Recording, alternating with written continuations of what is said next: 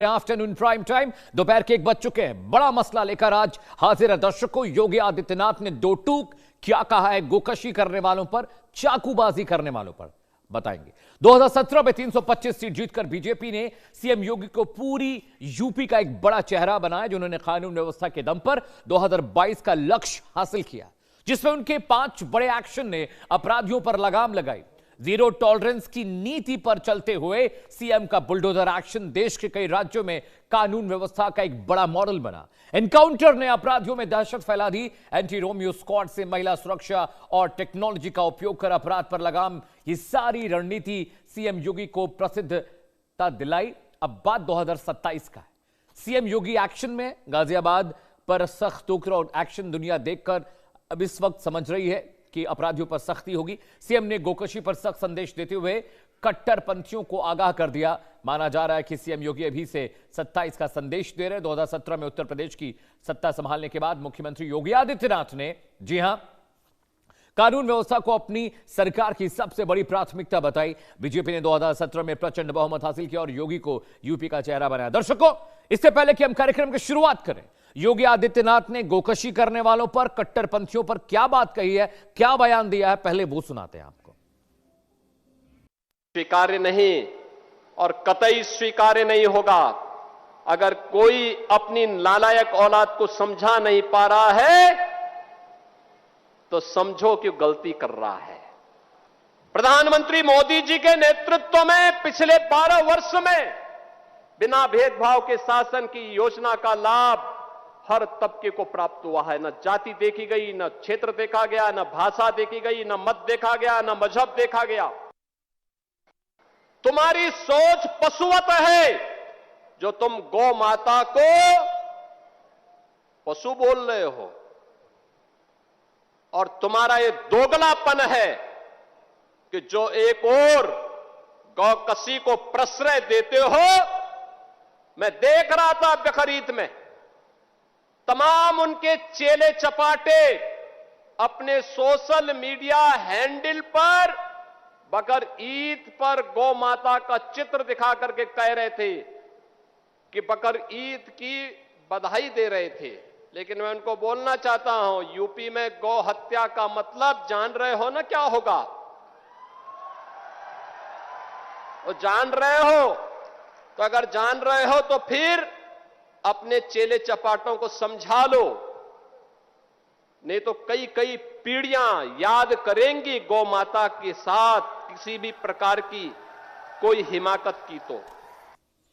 तो सुन लिया आपने कि गौ हत्या की, गौ माता पर अगर अत्याचार किए तो पीढ़ियां याद रखेंगी, ऐसा सबक सरकार सिखाएगी। और साथ ही साथ चाकूबाजी करने वालों को भी उन्होंने दो टूक कह दिया है, अपने बच्चों को संभाल कर रखिए, नहीं तो कानून संभालेगा तो कष्ट ज्यादा होगा। क्योंकि सूर्य हत्याकांड के बाद मुख्य आरोपी के घर पर बुलडोजर कार्रवाई की खबर आ रही है। चलिए दर्शकों, आज पूरा मसला क्या बताने जा रहे हैं। 2 खास मेहमान जुड़ेंगे, उनसे भी बहस करेंगे और पूछेंगे क्या बकरीद पर, ईद पर बिना गौ हत्या के क्या बकरीद और ईद मनाई नहीं जा सकती? कुरान क्या कहता है, हदीस क्या कहती है, सब पर चर्चा होगी। सबसे पहले ग्राफिक्स पर आते। 2017 से मई 2026 तक कितने एनकाउंटर यूपी में हुए, कानून व्यवस्था का राज क्या है? 17,000 से ज्यादा पुलिस एनकाउंटर यूपी में हुए हैं 2017 से मई 2026 के आंकड़े दर्शकों मैं आपको बता रहा हूं। जी हां, इसके अलावा पुलिस की सख्ती का देखिए क्या असर हुआ है। 11,000 से ज्यादा 289 अपराधी मारे गए हैं और 11,000 से ज्यादा अपराधी इनकाउंटर के दौरान जख्मी हुए, जिनको पैरों में गोलियां लगी। उसके बाद उन्होंने सरेंडर किया, उन पर कार्रवाई हुई। जी हां, 11,834 का यह आंकड़ा है जो पुलिस एनकाउंटर में आरोपी जख्मी हुए हैं और उन्होंने सरेंडर किया है। उनके बाद उनके ऊपर कानूनी कार्रवाई हुई है। 34,000 से ज्यादा अपराधी गिरफ्तार किए गए। 2017 मई से अब तक के एनकाउंटर की बात कर रहे हैं हम, और कार्रवाई की 34,000 अपराधी कब नहीं होते हैं दर्शकों, उन पर कानूनी कार्रवाई हुई। अगले ग्राफिक्स पर आते हैं। योगी आदित्यनाथ जो सीएम है, यूपी के सूबे के मुख्यमंत्री, उनकी कानून व्यवस्था के 5 बड़े स्तंभ क्या हैं, आइए बता देते हैं। जीरो टॉलरेंस नीति, माफिया, गैंगस्टर और संगठित अपराध पर सख्त कार्रवाई का 2 टूक एक्शन। एक लाइन में संदेश है, अपराधियों से कोई कॉम्प्रोमाइज नहीं होगा। बुलडोजर एक्शन, अवैध निर्माण और अपराध से अर्जित संपत्तियों पर कार्रवाई, ताकि सरकारी संपत्तियां जिनकी वो संपत्तियां उनको मिले और अपराधी जो है भूमाफिया है उस पर कार्रवाई न कर पाए। जी हां, एनकाउंटर वांछित अपराधियों के खिलाफ आक्रामक अभियान, यानी वो अपराधी जो लोगों का एनकाउंटर कर रहे हैं, फिरौती वसूल रहे हैं, अपहरण कर रहे हैं और खुले में घूम रहे थे अब तक, उनकी अब खैर नहीं है। महिला सुरक्षा एंटी रोमी स्क्वाड सरकार ने बनाई है। मिशन शक्ति और सुरक्षा अभियान के जरिए महिलाओं की सुरक्षा को भी अब बिल्कुल टॉप नॉच प्रायोरिटी पर रखा गया है कि महिलाएं सुरक्षित रहनी चाहिए। हमारे प्रदेश में technology, CCTV network, command and control centre, digital निगरानी के जरिए भी योगी आदित्यनाथ की पुलिस और उनकी सरकार यूपी के चप्पे चप्पे पर निगरानी कर रही है। चाहे वो अर्बन एरिया हो, चाहे रूरल एरिया हो, वहां पर बिल्कुल किसी भी तरह की कोताही नहीं बरती जा रही है। चलिए, एनकाउंटर में मारे गए जो लोग थे, जाति और वर्गों की बात कर लेते हैं जो सरकार पर आरोप लगते हैं। मुस्लिम अल्पसंख्यक 67 है, कुल का प्रतिशत करीब 32 है। मारे गए अपराधियों की संख्या बताया, ब्राह्मण 20, ठाकुर 18, जाट गुर्जर 17, यादव 16, दलित 14, अन्य ओबीसी 8, अनुसूचित जाति के 3 और सिख 2 मारे गए। तो सरकार ने किसी में भेदभाव नहीं किया है। यह आरोप लगाते रहते हैं सो कॉल्ड मौलाना कि यूपी की सरकार सिर्फ मुसलमानों और दलितों को का इनकाउंटर करती है। ये आंकड़े उनको देखने चाहिए, पढ़ने चाहिए। इसमें ठाकुर भी है, ब्राह्मण भी है, जाट गुर्जर भी है, यादव भी है, दलित भी है और परसेंटाइल भी दे दे। लेकिन सबसे अधिक जो इनकाउंटर हुए हैं, करीब करीब 32% से ज्यादा, वो मुस्लिम अल्पसंख्यक अपराधी हैं जिनको मारा गया है इनकाउंटर के अंदर। अगले ग्राफिक्स पर आते दर्शकों, ये डेटा बहुत क्रूशियल है और डिबेट के दौरान भी इस डेटा पर हम चर्चा करेंगे। यूपी इनकाउंटर में ढेर हुए बड़े नामों की अगर बात करें दर्शकों, तो आपको जानना बहुत जरूरी। विकास दुबे 2020 में एसटीएफ एनकाउंटर में मारा गया और इसने वहां पर दहशत फैला रखी थी। कम से कम आधा दर्जन पुलिस वालों को इसने मारा। अतीक अहमद का बेटा असद 2023 में ढेर किया गया। इसने बम फोड़ा था। प्रयागराज में कितना वहां पर बवाल मचा रखा था, कितना प्रभाव था वहां पर, पुलिस ने इनकी भी हेकड़ी निकाल दी। अतीक अहमद के बेटे के बाद अरबाज, प्रयागराज में पुलिस मुठभेड़ में इसे मारा गया था। अरबाज ने भी बड़े पैमाने पर फिरौती वसूली और लोगों को धमकाने और मर्डर के केस चल रहे थे, उससे भी जनता बहुत परेशान थी। उसका भी काम तमाम पुलिस ने किया और कहा कि भाई यहां पर गुंडाई नहीं चलेगी। विजय चौधरी उर्फ उस्मान एसटीएफ कार्रवाई में ढेर हुआ। इसने भी बड़े पैमाने पर अपहरण किए, लोगों की हत्याएं की, फिरौती वसूली, जबरन सरकारी जमीनों पर कब्जा कर रखा था, बुलडोजर भी चला और गोली भी। जी हां, अनिल दुजाना मेरठ में एसटीएफ एनकाउंटर में मारा गया। बहुत बड़ा माफिया, दिल्ली एनसीआर से लेकर मेरठ तक में इसका दबदबा था। पुलिस भी खौफ खाती थी, लेकिन योगी आदित्यनाथ की सरकार आई और इसका काम तमाम। राकेश पंडित पुलिस मुठभेड़ में ढेर हुआ। ये बड़े क्रिमिनल, बड़े गैंगस्टर से दर्शकों, जिनसे जनता की रूह कांपा करती थी, लेकिन पुलिस ने इनकाउंटर किया, उन पर कार्रवाई की और सबको सलाखों के पीछे भेजा। चलिए, बड़े नाम आपने देख लिए, आगे बढ़ते हैं। अब खबर क्या है समझिए। 2017 में योगी बने जब से मुख्यमंत्री, उसके बाद से ये पूरा मामला समझिए, कानून व्यवस्था का मामला क्या है। 2017 में योगी बने यूपी की राजनीति का नया चेहरा और उन्होंने आते बोला कि कानून व्यवस्था और जीरो टॉलरेंस की नीति रहेगी हमारी। भाई, अपराधियों को बिल्कुल प्रश्रय नहीं देंगे किसी भी कीमत पर। कानून व्यवस्था को बनाया सरकार का मुख्य एजेंडा और वो उनके काम करने के सलीकों और तरीकों में दिखाई भी देता है। बुलडोजर एक्शन ने राष्ट्रीय पहचान दिलाई। अलग अलग प्रदेशों में भी, पश्चिम बंगाल, असम, बाकी राज्यों के जो बीजेपी शासित राज्य थे, वहां पर भी बुलडोजर कार्रवाई देखने को मिली। बुलडोजर एक्शन के बाद एंटी रोमियो स्क्वाड बनाया गया। जो लड़के छेड़खानी महिलाओं के साथ, बच्चियों के साथ किया करते थे, उन पर भी एक्शन शुरू हुआ और उन पर भी कमी आई है। एनकाउंटर नीति पर देश भर में चर्चा हुई क्योंकि उन्होंने अपराधियों को यह बार बता दिया कि आप दबा के पब्लिक को नहीं रख सकते। आपको या तो कानून व्यवस्था के हिसाब से चलना होगा या तो फिर रामराज के दर्शन के लिए पहुंचिए। एंटी रोमियो स्क्वाड बहुत एक्टिवली काम कर रहा है यूपी के अलग अलग मुख्तलिफ इलाकों में। वहां पर महिलाओं और बच्चियों को बहुत हद तक सुरक्षा मिली है। इक्का दुक्का मामले आते हैं, लेकिन वो पॉसिबल नहीं कि उन्हें कंट्रोल किया जा सके। टेक्नोलॉजी के जरिए अपराध पर शिकंजा कसने की भी कार्रवाई आप देखिए। आप यूपी के अलग अलग जिलों में जाइए, वहां पर डायल 100 जैसे बहुत सारे हैं, 1090 जैसे लखनऊ में है। उसी तरह हर प्रदेश में वहां पर इलेक्ट्रॉनिक सर्विलांस सिस्टम लगा है, सीसीटीवी लगे हुए हैं। फट से आप कॉल करिए 100 पे, तुरंत आपको देखिए वहां पर आपकी वैन, पीसीआर वैन पहुंचती है, तुरंत कार्रवाई करती है, क्यूआरटी वहां पहुंचती है। 2027 से में अब जो कानून व्यवस्था का चुनावी जो मामला बन रहा है उसको मास्टर स्ट्रोक बना सकते हैं। 27 में विधानसभा चुनाव होने हैं और बहुत मुमकिन है कि नवंबर दिसंबर में वो चुनाव हो जाए, क्योंकि मार्च अप्रैल में जनगणना का मामला बन रहा है। तो जनगणना की वजह से बहुत मुमकिन है कि यूपी विधानसभा चुनाव नवंबर दिसंबर में हो जाए। और यह भी कहा जा रहा है कि विधानसभा चुनाव के बाद ही जो पंचायत के चुनाव है यूपी में वो कराए जाएंगे। दो खास मेहमान मेरे साथ जुड़े हैं, स्वागत कीजिए डॉक्टर साध्वी विश्वरूपा जी का, हिंदू धर्म गुरु हैं, बहुत बहुत स्वागत है आपका साध्वी विश्वरूपा। इसके अलावा हाजी नाजिम खान मेरे साथ हैं, he is a Muslim scholar हैं, इनका भी बहुत बहुत स्वागत है। नाजिम साहब, बहुत शुक्रिया आप दोनों का शो में आने के लिए। विश्वरूपा जी, मैं आपके पास सबसे पहले आ रहा हूं जी। बड़ा सवाल यह है कि योगी आदित्यनाथ ने कल एक बड़ा बयान दिया। उन्होंने कहा कि भाई, गोकशी करने वाले एक बात समझ लें कि उनकी पीढ़ियां याद रखेंगी, ऐसी कार्रवाई होगी। दूसरा, उन्होंने कहा कि अब हमें मौलाना और जो मुस्लिम समाज के लोग हैं वो हमें गौ माता की वैल्यू ना समझाएं कि गौ माता हमारे लिए क्या है, और हमें मत बताएं कि गौ माता को कैसे संभालना है, सहेजना है। उन्होंने ये बात भी कही कि आप बकरीद की बधाई दे रहे हैं, तो बकरीद की बधाई में गौ माता की फोटो लगा के बकरीद की बधाई देने का क्या मतलब है?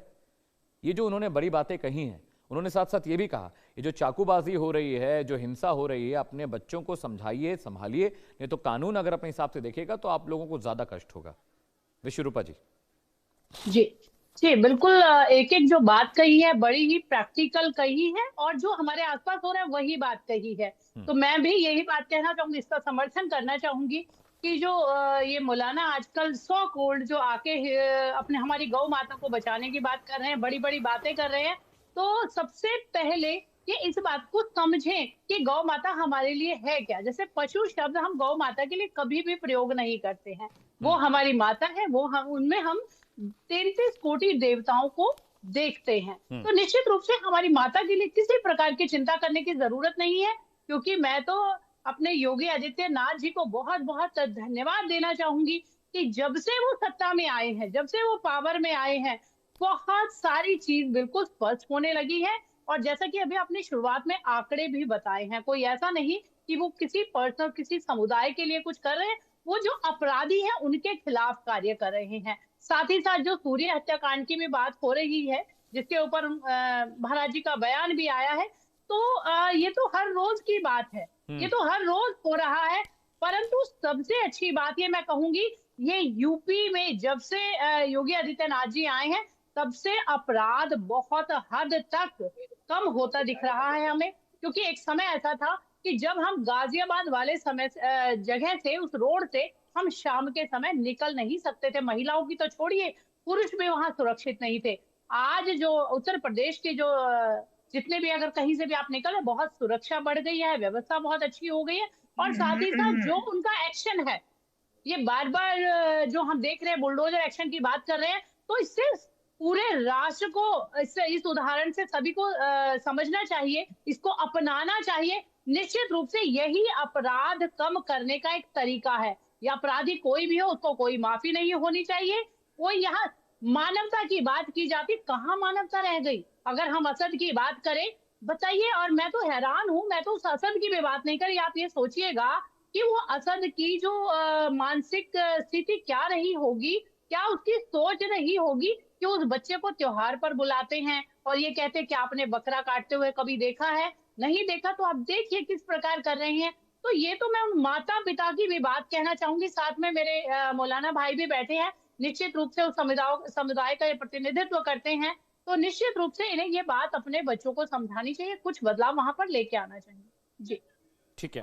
नाजिम साहब, मैं आपके पास आ रहा हूँ। एक सवाल मेरा व्यक्तिगत तौर पर है। आप कुरान और हदीस के जानकार हैं, उसके बाद आप जो प्रतिक्रिया देना चाहेंगे आप दीजिएगा। क्या कुरान में या हदीस में कहीं इस बात का जिक्र है कि गौ हत्या करने से बकरीद या ईद मनाई जा सकती है? ऐसा कहीं लिखा है क्या? मैं जानना चाह रहा था आपसे। हाँ देखिए अमित जी, देखिए अभी आपने कुरान की बात करी, तो देखिए मैं ये कहना चाहता हूँ कि देखिए मेरे मजहब इस्लाम के अंदर, देखिए मैं अपने मजहब इस्लाम को लेकर चलूंगा। देखिए मजहब इस्लाम के अंदर मेरे पैगंबर इस्लाम ने कहा कि गाय का जो दूध है वो फायदेमंद है, और जो गाय की जो हड्डियां होती हैं वो नुकसानदायक होती है, बीमारियां पैदा करती है। और देखिए हम लोग तो अपने मजहब इस्लाम को मानने वाले हैं, और मजहब इस्लाम के अंदर जो बात है कि गाय का दूध फायदेमंद है, तो हम गाय का दूध पीने के लिए तैयार है, क्योंकि हमें पता है कि गाय का दूध फायदेमंद है। लेकिन जो लोग अगर गाय के तस्करी करते हैं, गोवध करते हैं, तो वो कहीं ना कहीं मजहब इस्लाम के खिलाफ भी बात करते हैं, और कहीं ना कहीं वो भारत के भी अपराधी है। अभी देखिए एक बात आ रही थी माननीय योगी जी के द्वारा कि भी गाय जो है उनके बारे में ना बताएं। देखिए हम लोग तो अपने हिंदू भाइयों की आस्था का सम्मान करते हैं, और देखिए सूबे के वजीर आला माननीय योगी जी से तो उत्तर प्रदेश का मुसलमान बेइंतहा मोहब्बत करता है, क्योंकि वो इंसाफ जो करते हैं बहुत अच्छा इंसाफ करते हैं। इसलिए हम उत्तर प्रदेश का मुसलमान माननीय योगी से बेइंतहा मोहब्बत करते हैं। अब रही बात यह कि अगर आप कहते हैं कि गौ को माता ना बताएं, तो हम तो कहते हैं कि सर कि आप एक नेशनल मदर अगर कर दें, तो मुझे ऐसा लगता है कि जो नियत मुसलमानों की जो कुछ तथाकथित लोग लिंचिंग कर देते हैं गाय के नाम पे, वो बंद हो जाएगी। और अब तो आप देखिए मुस्लिम समाज बढ़ चढ़ के हिस्सा ले रहा है कि गाय को किसी भी तरीके से नेशनल दर्जा मिल जाए। और हम तो यही चाहते हैं कि जब गाय को नेशनल दर्जा मिल जाएगा, जो तथाकथित लोग हैं जो कहीं पे भी नियत मुसलमान को देखकर रोक लेते हैं और कहते हैं कि भी आप गौ मांस लेकर जा रही है, कुछ अन्य इल्जाम लगाकर उनके लिंचिंग कर देते हैं, कम से कम वहां पर हमारा मुस्लिम समाज का वो व्यक्ति सेफ रहेगा। और इसके साथ साथ हर मुस्लिम व्यक्ति जो है, जो अब एक गाय पालते में थोड़ा सा डरता है कि कहीं उस पर इल्जाम ना लग जाए, तो वो खुलकर गाय को पालेगा, और जब गाय को पालेगा तो गाय की सेवा भी होगी। तो देखिए आपके चैनल पे बड़ी जिम्मेदारी के साथ मैं कह रहा हूँ। और देखिए मैं तो आप उत्तर प्रदेश के मुख्यमंत्री जो हैं योगी जी से बेइंतहा मोहब्बत करता हूँ। उनके इंसाफ की पूरी जो इंसाफ की आवाज है वो पूरे भारत के अंदर होती है। लेकिन अब एक चीज और, अभी बात करी गई थी असद के बारे में, तो देखिए अमित जी असद का तो जिक्र यहाँ पे हो गया, लेकिन यहाँ पे चिराग त्यागी का भी जिक्र होना चाहिए, जो पैरा एथलेटिक खिलाड़ी थे जिनकी एक निर्मम हत्या कर दी गई। एक घर का चिराग बुझा दिया, और चिराग बुझाने वाला कौन था ये मुझे बताने की जरूरत नहीं है। और अभी आपने देखा होगा कि एक व्यक्ति था जिसने 1.5 साल के मासूम को पटक पटक कर उसकी हत्या कर दी, जान ले ली, उसकी निहत्ते मासूम बच्चे की जान ले ली। तो अभी ये बता दीजिए वो कौन है? क्या वो अपराधी की श्रेणी में नहीं आता? लेकिन उस पर कार्रवाई हुई नाजिम भाई, उसका इनकाउंटर हुआ है, और कल अस्पताल में पानी के लिए तड़प रहा था, कल उसको पुलिस ने इनकाउंटर कर दिया उसका। कल वो अस्पताल में हमने खबर चलाई नाजिम भाई, उसको पूछा गया कि भाई तुमने क्यों मारा, तो बोल रहा है कि मैं तो उसे बंदूक से गोली से मारना चाह रहा था, लेकिन बंदूक में गोली की आवाज आती इसलिए पटक के मार दिया। ऐसे मानसिक रूप से विक्षिप्त लोगों का इलाज भी पुलिस कर रही नाजिम भाई, उसका इनकाउंटर हुआ है कल। हाँ अमित जी, और दूसरी बात और मैं कहना चाहता हूँ, देखिए 3 घटनाएं घटी हैं देखिए, और तीनों घटनाएं जो बड़ी खतरनाक घटनाएं। और देखिए ये मासूम बच्चे वाली घटना तो है ही, जो जिसने हम समाज को झकझोर कर रख दिया कि यहाँ पे भी देखिए एक जो इसको लव एंगल का मामला दिया जा रहा था। हाँ। कहा जा रहा था कि भी ये जबरदस्ती शादी करने की बात कर रहे थे, महिला पे दबाव बना रहे थे, उन्होंने महिला ने मना कर दी, तो उसका बदला इन्होंने उस मासूम बच्चे से लिया। तो ये बहुत ही जघन्य अपराध है, ऐसा जघन्य अपराध माफी के काबिल नहीं है। लेकिन दूसरा जो बात है, यहाँ पे सूर्या भाई की जो हत्या हुई ईद वाले दिन, ये बहुत ही जघन्य अपराध था। इसके मुस्लिम समाज ने कड़े शब्दों में मजम्मत करी, और मुस्लिम समाज ने खुलकर कहा कि हम पीड़ित परिवार के साथ हैं, हम सूर्या भाई के साथ है। तो ये मुस्लिम समाज ने खुलकर कहा। और लेकिन अब दूसरी घटना मैं कह दूं कि जब ईद की बात का जिक्र यहाँ पर था, तो ईद वाले ही दिन दिल्ली के जहांगीरपुरी के अंदर अरबाज को कुछ तथाकथित लोगों ने बुलाया, और उसकी ईद वाले दिन मॉब लिंचिंग कर दी गई, उसको भी धारदार हथियारों से इस तरीके का मामला बना। देखिए अरबाज के लिए भी देखिए आवाज उठनी चाहिए, जिस तरीके से मुस्लिम समाज ने सूर्य भाई के लिए आवाज उठाई है, और चिराग त्यागी के लिए भी आवाज उठानी चाहिए, जिस तरीके से चिराग त्यागी भी अपने घर का चिराग था वो भी बुझ गया, देश का जो नाम रोशन करने वाला था वो भी एक किसी तरीके से एक हथियारों की भेंट चढ़ के वो भी एक जो चिराग रोशन होना था वो भी चिराग खत्म हो गया, बुझ गया। तो अमित जी देखिए हम लोगों को तो बड़ा दुख है, हम चाहते हैं कि पीड़ित परिवारों को इंसाफ मिलना चाहिए।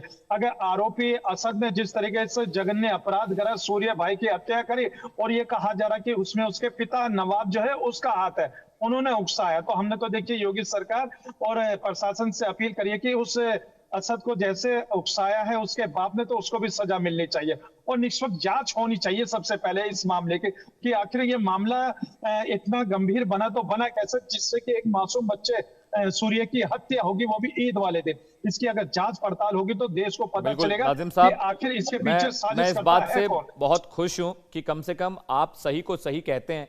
बहुत सारे मौलाना, बहुत सारे स्कॉलर मेरे साथ डिबेट करते हैं, लेकिन अभी तक मेरी सवाल का जवाब आप पहले हैं मुस्लिम स्कॉलर जिसने ये दिया। जब मैंने आपसे पूछा कि कुरान हदीस में इस बात का जिक्र है क्या गौ हत्या से ही ईद, बकरीद और बाकी जो इस्लामिक त्यौहार मनाए जा सकते हैं, आपने बिल्कुल साफ कहा कि आपके कुरान शरीफ में लिखा है कि गाय की हत्या नहीं करनी है, उनका दूध फायदेमंद होता है सेहत के लिए। और मेरे बहुत सारे जानने वाले मुस्लिम भाई हैं जो दूध का कारोबार करते हैं नाजिम भाई, वो गाय भी पालते हैं, वो भैंस भी पालते हैं, और मोहल्लों में वो दूध बड़े पैमाने पर बेच रहे हैं, और हिंदू फैमिलीज के लोग भी उनसे दूध खरीदते हैं। तो ये चलन एक आना चाहिए समाज में, कम से कम जो ज़हीन लोग हैं, जो समझदार लोग हैं, कम से कम वो गाइड करें। लेकिन आजकल क्या होता है नाजिम भाई, मैं रोज डिबेट करता हूं, बहुत सारे मुस्लिम स्कॉलर मौलाना मेरे साथ बैठते हैं, लेकिन वो इतनी उल जुलूल बातें करते हैं, इतनी उल जुलूल बातें करते हैं कि वो भड़काने वाली बातें होती है, डिबेट में लड़ाइयां शुरू हो जाती है मेरे साथ। विश्वरूपा जी बहुत सारी डिबेट में मेरे साथ आप रहे हैं। विश्वरूपा जी कम से कम नाजिम भाई की ये तारीफ तो करनी पड़ेगी कि वो लॉजिकल बात कर रहे हैं, इस बात से मैं बहुत खुश हूं कि चलिए कोई तो ऐसा है जहनी जिसको हम सच में स्कॉलर कह सकते हैं कि ही इज ए स्कॉलर। जी बिल्कुल, देखिए मैं हर प्रोग्राम में यही कहती हूँ, सुबह भी एक प्रोग्राम में बैठी थी, और मेरा मानना है जिस प्रकार के जो कार्यक्रम होते हैं उनका मतलब होता है कि कोई परिणाम निकले, चिल्ला चिल्ला के वापस चले जाने का कोई फायदा नहीं है। देखिए नाजिम भाई ने बहुत अच्छी बात कही है, मैंने तो पहले ही कह दिया, अगर नाजिम भाई जैसे लोग आगे आए तो बहुत सारी चीजें बदल सकती हैं। देखिए मैं कहती हूँ सूर्य बच्चा गया, हमें बहुत दुख है, परंतु ये सोचने वाली बात है असद भी गया, ये चिंता का विषय है। बिल्कुल, असद भी गया, जो ये भय नहीं है, आपने उसका वीडियो देखा होगा, और जब ये बात ही नहीं है इस्लाम में, कुरान में कहीं लिखा ही नहीं है कि गौ माता को नहीं खाना चाहिए, गौ माता बीफ नहीं खाना चाहिए, फिर भी आज ही मैंने अपने फेसबुक पेज पे एक वीडियो शेयर की है जिसमें एक महिला गौ माता की टांग को लेकर खा रही है। ये सिर्फ ये वो कोई, मैं नहीं मानती कि ये लोग इस्लाम मान रहे हैं, ये सिर्फ उस नफरत को फैला रहे हैं, बिल्कुल। उस नफरत में जी रहे हैं कि हिंदू भाई आहत होगा, इस प्रकार की कोई प्रतिक्रिया होगी, फिर यही इस प्रकार के कार्य हो रहे हैं। चाहे कोई त्योहार ले लीजिए, चाहे आप चाहे तरुण हत्याकांड से लेके, सूर्य हत्याकांड से लेके, कमलेश से लेके, चाहे आप जोधपुर वाले कांड पे चले जाइएगा, तो ये बड़ी सोची समझी, और ये कौन सा तबका है? अगर नाजिम भाई जैसे लोग हो जाएं तो इस प्रकार की बातें ही ना, हम बहुत अच्छे विषयों पर आकर भी डिबेट कर सकते हैं, जो सही मायने में समाज की जिसको जरूरत है उस पर भी आकर बात कर सकते हैं। परंतु समाज में इस प्रकार नफरत हो चुकी है। देखिए, यहाँ बैठकर बहुत अच्छा लग रहा है, परंतु हम प्रैक्टिकली धरातल पर देखते हैं, मेरे यहाँ के बहुत सारे ऐसे मामले हैं कि जो जानबूझकर, देखिए एक उदाहरण मैं आपको देना चाहूंगी। मैं जहां पर रहती हूँ, मेरा आश्रम जहां पर है, वहां पर हजारों लाखों हिंदू परिवार है, एक तो मुस्लिम परिवार रहता है। और आप मानेंगे नहीं, हमारी दिवाली पे, हमारी होली पे जो भी कार्य होता है हम उनके यहाँ जाते हैं, उनके यहाँ जो कार्य होते हैं वो भी मेरे यहाँ पर आते हैं। परंतु बहुत सारे केस ऐसे भी हैं जहां बहुत मुस्लिम परिवार है, वहां हिंदुओं को पलायन करना पड़ रहा है। ये बहुत सोचने का विषय है, तो इस सोच को बदलना होगा। और नाजिम भाई की फिर बार बार तारीफ कर ही रहे हैं, नाजिम भाई आप जैसे लोगों को ये बीड़ा उठाना चाहिए, तो निश्चित रूप से बहुत बड़ा बदलाव आएगा।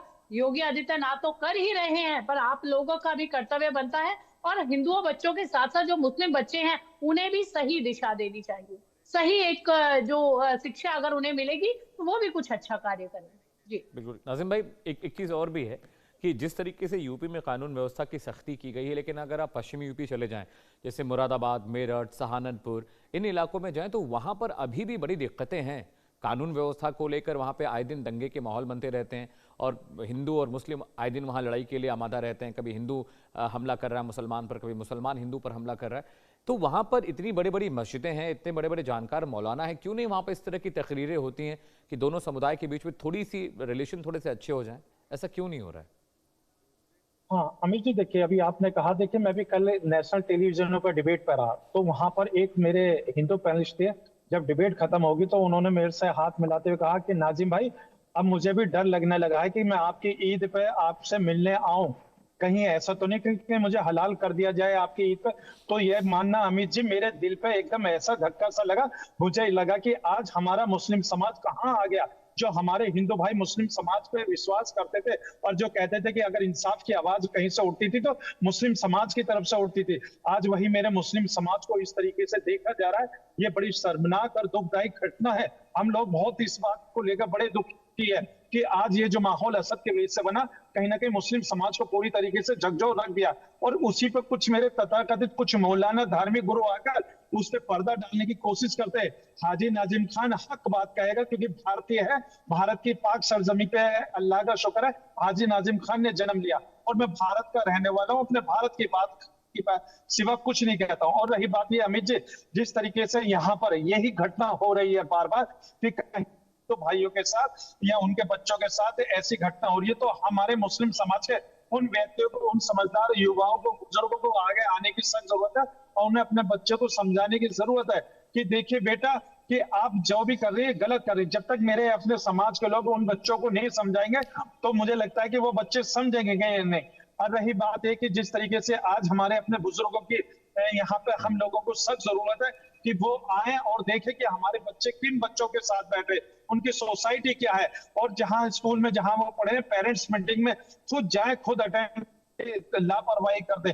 कभी ऐसा भी होता है अमित जी कि पेरेंट्स मीटिंग में माता पिता नहीं जाते तो वो बच्चा क्या करता, अपने यार दोस्त को अपना रिश्तेदार बना के वहां चला जाता, माता पिता को पता तक भी नहीं होती कि उसका बच्चा जा कहाँ रहा है। तो आपके चैनल पे बड़ी जिम्मेदारी के साथ नाजिम खान ये कह रहा है कि अपने मुस्लिम समाज से कि अपने नौजवान बच्चों को आज संभाल लो, आज समझा दो, वरना तो जिस तरीके से असद ने एक जघन्य अपराध करा है, कहीं आपके बच्चे भी उसी श्रेणी में ना आ जाए। क्योंकि आज आप ये कह रहे हैं कि मुसलमान को देखकर यहाँ पर एनकाउंटर हुआ। मैं कहता हूँ कि ये मुसलमान को देखकर एनकाउंटर नहीं हुआ, यहाँ सिर्फ अपराधी को देखकर उसका एनकाउंटर हुआ। अपराधी के अंदर ना कोई धर्म देखा जाए ना मजहब देखा जाए, अपराधी अपराधी होता है। अगर अपराधी को अगर ये कह दिया जाए कि मुसलमान देखकर उसका एनकाउंटर हुआ, कहीं ना कहीं मुसलमानों को यहाँ भगलाने की कोशिश करी जाती है। तो मुस्लिम समाज को भी इस बात को समझना चाहिए कि अपराधियों से सबसे पहले तो अपराधियों से बाइकाट कर लेना चाहिए। और हाजी नाजिम खान तो कहता है कि जो मेरे देश के अंदर या मेरे मुल्क के अंदर अगर इस तरीके का जघन्य अपराध कर रहा है तो मुस्लिम समाज को उससे बाइकाट कर देना चाहिए। नाजिम भाई, बहुत शुक्रिया। 10 सेकंड। मेरा मजहब इस्लाम ये कहता है कि एक इंसान का कत्ल करने का मतलब ये है कि पूरी इंसानियत का कत्ल कर दिया। तो इसलिए देखिए, मेरे मजहब इस्लाम को भी मानने वाले भारत के संविधान को मानो, हिंदू मुस्लिम हम सब एक है। और मोहब्बत का जो प्रचार हमारे बुजुर्गों ने दिया उसको कायम रखो, नफरत की आंधी से दूर रख के मोहब्बत की गंगा में पाओ। बहुत बहुत शुक्रिया नाजिम भाई, और मैं बहुत खुश हूं कि कम से कम आप जैसे लोग हैं जो सच में मुस्लिम स्कॉलर होने का ओहदा निभा रहे हैं।